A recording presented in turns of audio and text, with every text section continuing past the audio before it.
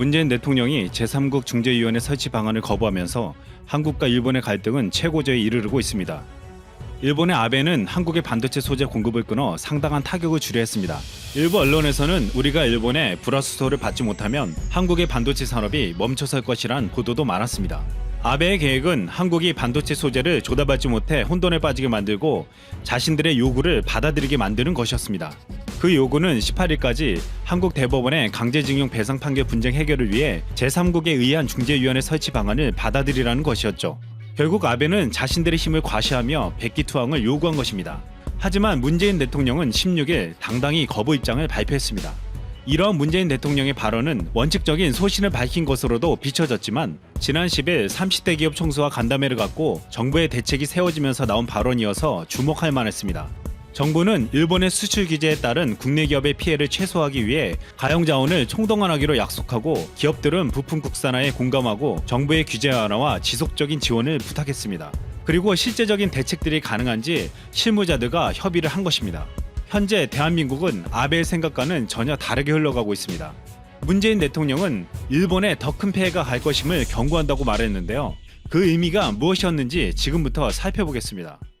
LG는 이미 일본의 여러 가지 상황을 예측하고 국산화 작업을 이전부터 시작한 바 있었습니다. 현재 국내 한 기업의 불화수소를 받아 안전성을 테스트하고 있는 상황입니다. 한 달 후 결과에서 이 테스트가 성공을 거둔다면 LG 디스플레이 측은 곧바로 생산 공정에 적용할 계획이라고 합니다. 일본의 수출 규제로 인해 삼성전자와 SK 하이닉스도 불화수소 국산화 작업에 나섰습니다. 16일 보도에서 삼성전자와 SK 하이닉스는 국내 불화수소 제조업체와 협력해 실제 공정에 적용할 수 있는지 테스트 중이라고 합니다. 수십 년간 반도체 업계에서 종사해온 한 관계자는 특정 국가의 특정 기업만 생산 가능한 반도체 소재는 사실상 없다고 본다면서 시간이 조금 걸리고 그에 따른 약간의 기회비용이 발생할 뿐 얼마든지 대체 가능하다고 말한 바 있습니다. 그동안 한국의 협력사도 불화수소를 고순도 가스로 만드는 일본의 기술을 따라잡기 위해 노력해왔다고 했습니다. 다만 불량류 우려 때문에 아직 공정에 쓸 수는 없는 것이었다고 했는데요. 일본의 공급에 대한 신뢰가 떨어지면서 이제 국산도 적극적으로 품질 테스트를 한 후 성공하면 공정에 사용하려고 계획하고 있습니다. 삼성전자와 SK하이닉스는 국산 테스트 기간 동안 최대한 시중의 물량을 모으거나 사용량을 아껴 쓴다는 계획입니다.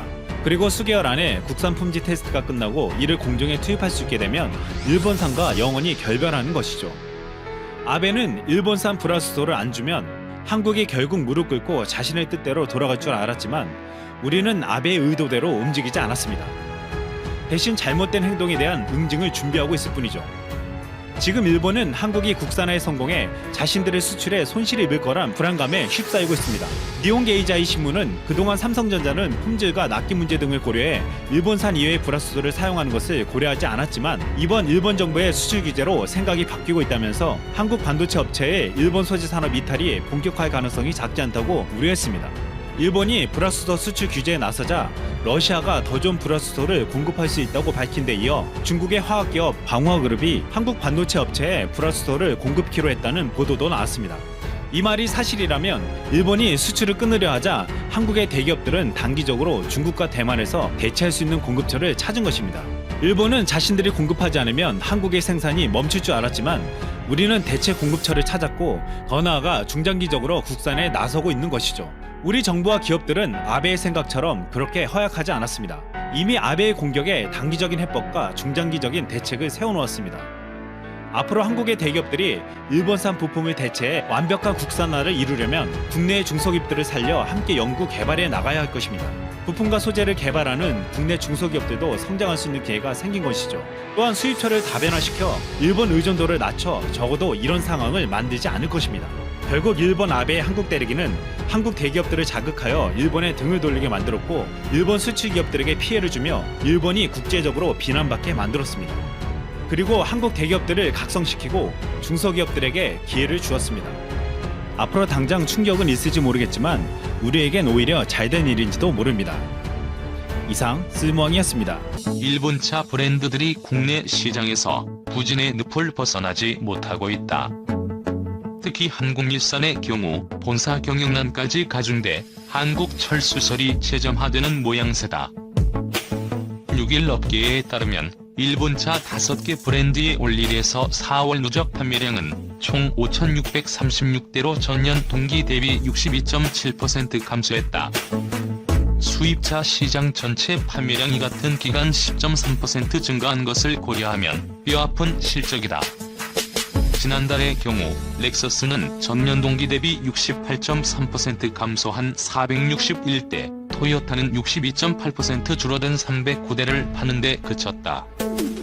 혼다 또한 68.6% 감소한 231대, 닛산은 34.2% 줄어든 202대가 판매됐다. 닛산의 프리미엄 브랜드 인피니티는 73.5% 급감한 56대가 팔리며 가장 큰 하락폭을 보였다. 특히 한국닛산은 실적 급감에다 닛산 본사의 경영 악화로 한국철수설이 재점화되고 있다. 25일 블룸버그 통신 등 외신에 따르면 닛산은 오는 27일 코로나19 여파에 따른 생존 전략으로 프랑스 르노, 일본 미쓰비시와 통합 운영하는 방안을 내놓는다. 또한 닛산은 오는 28일 미국과 중국, 일본 시장에서 라인업 및 딜러 경쟁력을 강화하는 내용을 골자로 새로운 판매 전략을 발표할 것으로 알려졌다. 주요 시장을 강화하면서 근본적인 체질 개선 작업에 돌입한다는 것. 업계에선 닛산 본사가 경영 악화 타겟책으로 주요 몇 개국을 중심으로 전력을 강화하는 방안을 검토하는 가운데 한국닛산의 운명이 조만간 결정될 것이란 분석이 나온다. 앞서 한국닛산은 지난해 9월 한국철수설에 대해 공식적으로 부인한 바 있다. 한국닛산의 철수설을 부채질하는 요인은 같은 일본계 브랜드 내에서도 경영 위기에 대응하는 모습이 서로 다른 양상을 보인 점이다. 한국 토요타는 올 초 신형 모델 4종을 연이어 출시했고 연내 3곳의 서비스 센터를 추가하기로 결정했다.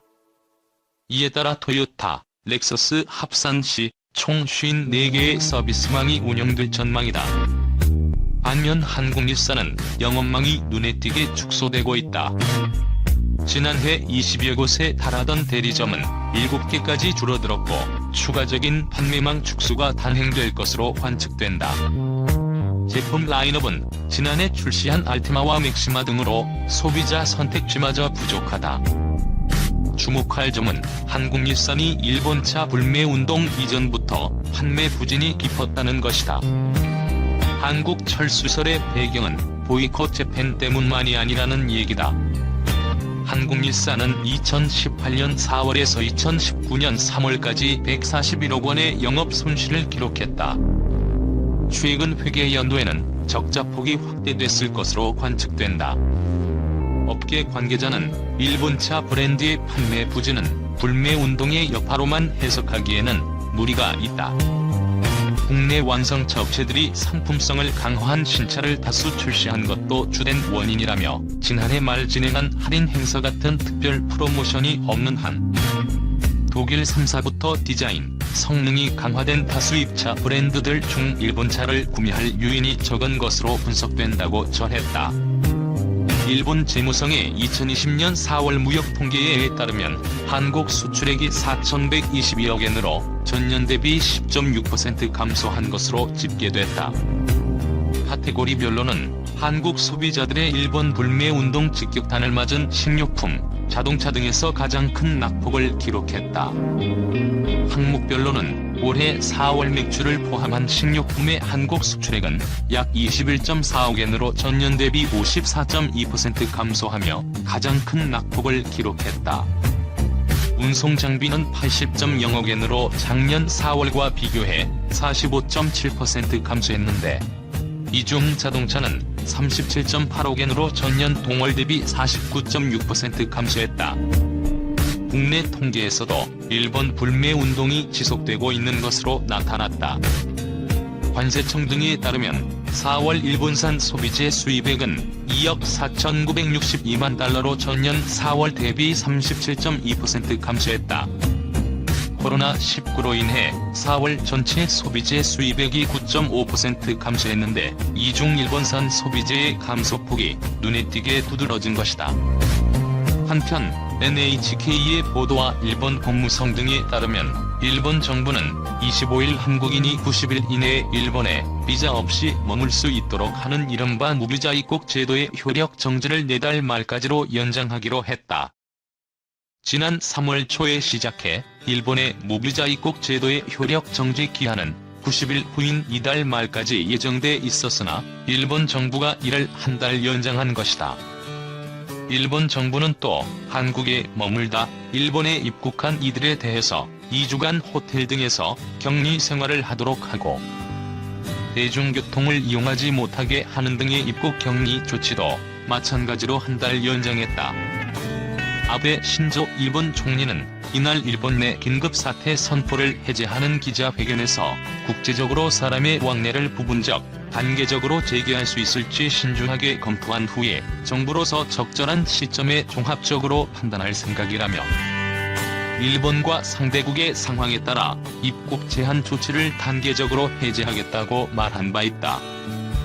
이에 외교부는 일본 측으로부터 입국 제한 조치를 연장할 예정이라는 사실을 오늘 오후 외교 경로를 통해 사전 통보받았고 외교 경로를 통해 유감의 뜻을 전달했다며 우리 정부는 코로나19 확산 차단을 위한 영내 협력과 별개로 일본 입국 제한 조치의 조속한 해제를 일본 정부에 지속 촉구해 나갈 것이라고 했다.